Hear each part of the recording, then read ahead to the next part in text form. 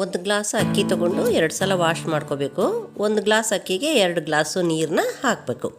ತೊಗರಿಬೇಳೆನ 1 ತಾಸು ನೆನೆ ಇಟ್ಟಿದ್ದೆ ನೋಡ್ರಿ. ಇದನ್ನು ಈಗ ತೊಗರಿಬೇಳೆ ಮತ್ತು ಅಕ್ಕಿ ಎರಡನ್ನೂ ಕುಕ್ಕರ್ನಲ್ಲಿ ಇಡಬೇಕು. ಈ ಥರ ಇಟ್ಬಿಟ್ಟು ಸ್ಟವ್ ಆನ್ ಮಾಡ್ತಾಯಿದ್ದೀನಿ. ಸ್ಟವ್ ಆನ್ ಮಾಡಿಬಿಟ್ಟು 3 ಸೀಟಿ ಹೊಡಿಸ್ಬೇಕು. ಇದನ್ನು ಹಸಿ ಕೊಬ್ಬರಿ ಮತ್ತು ಬೆಳ್ಳುಳ್ಳಿ ಇವೆರಡನ್ನ ಹಾಕಿ ಮಿಕ್ಸಿನಲ್ಲಿ ಪೇಸ್ಟ್ ಮಾಡ್ಕೊಂಬರ್ಬೇಕು.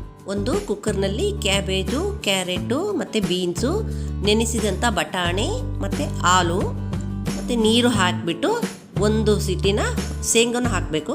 ಆಮೇಲೆ 1 ಸೀಟಿ ಹೊಡಿಸ್ಬೇಕು.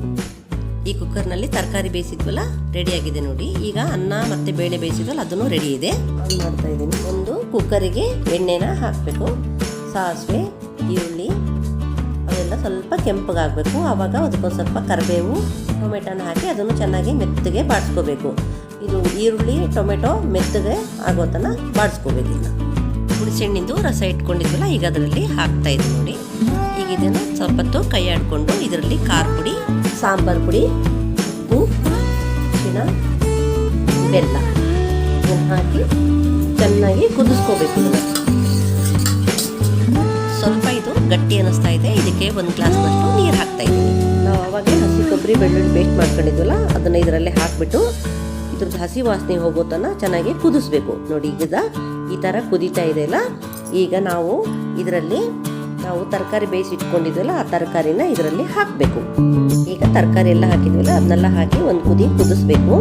ಇದು ಈ ಥರ ಕುದೀತಾ ಇದೆ ನೋಡ್ರಿ. ಆವಾಗ ನಾವು ಅದರಲ್ಲಿ ಬೇಳೆ ಮತ್ತು ಅನ್ನ ಮಾಡಿ ಇಟ್ಕೊಂಡಿದ್ವಿ ಅದೆರಡನ್ನೂ ಹಾಕಿ ಕುದಿಸ್ಬೇಕು.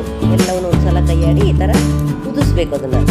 ಈಗ ಇದಕ್ಕೆ ಸ್ವಲ್ಪ ಗಟ್ಟಿ ಅನ್ನಿಸ್ತಾ ಇದೆ. ಅದಕ್ಕೋಸ್ಕರ ನಾನು ಈಗ ಇದಕ್ಕೆ 1 ಗ್ಲಾಸು ನೀರು ಹಾಕ್ತಾ ಇದ್ದೀನಿ ನೋಡಿ. ಇದು ಕುದಿತಾ ಇದೆ. ಇದರಲ್ಲಿ ಕರಿಬೇವು ಮತ್ತು ಕೊತ್ತಂಬರಿನ ಹಾಕಿ ಮತ್ತು ಇದಕ್ಕೆ ಒಂದು ಸ್ವಲ್ಪ ಇಂಗನ್ನ ನೆನೆ ಇಟ್ಟಿರಬೇಕು. ಆ ಇಂಗನ್ನ ಇದರಲ್ಲಿ ಹಾಕ್ತಾ ಇದ್ದೀನಿ ನೋಡಿ. ಆ ಥರ ಹಾಕೋದ್ರಿಂದ ಫ್ಲೇವರು ಚೆನ್ನಾಗಿರುತ್ತೆ. ಈಗ ಬಿಸಿಬೇಳೆ ಬಾತು ಎಲ್ಲ ಹೊಂದ್ಕೊಳ್ಳೋ ಥರ ಕುದಿಸ್ಬೇಕು. ಬಿಸಿಬೇಳೆ ಬಾತು ರೆಡಿಯಾಗಿದೆ. ಈಗ ಇದಕ್ಕೆ ಒಂದು ಒಗ್ಗರಣೆನ ಕೊಡೋಣ.